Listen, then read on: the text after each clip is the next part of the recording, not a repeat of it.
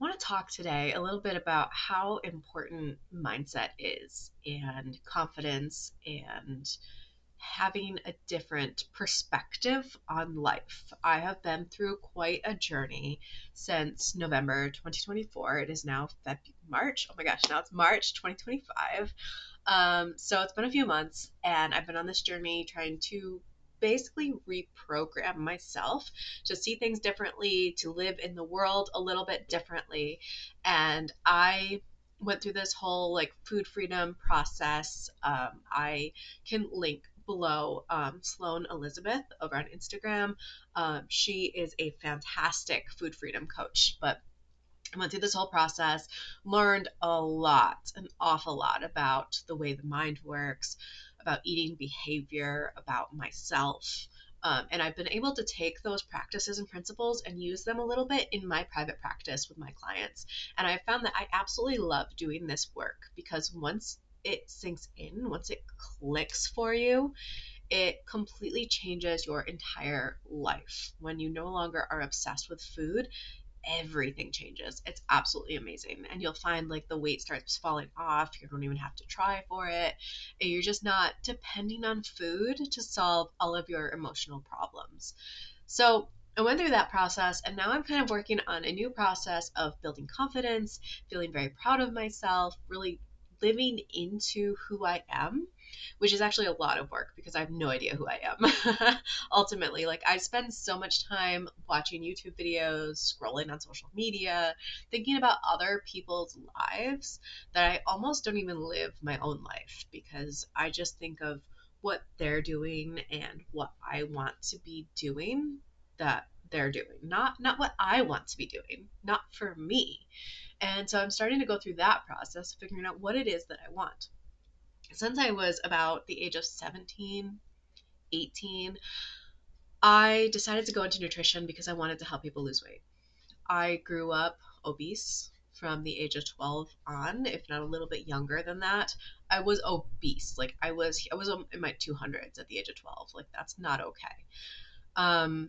And I'm 5 foot. Like I was shorter than, so I wanted people to not have to live life the way I did. I hated myself. I was very insecure. I tied all of me into my weight. And I wasn't even really bullied much in school. Like I really wasn't. But I did feel underneath the surface that people were treating me differently. So my ultimate passion is to help people live life, be more accepting of who they are. And I don't know if I like the word acceptance because that suggests that you have to settle in a way, but more of just learn to live into yourself.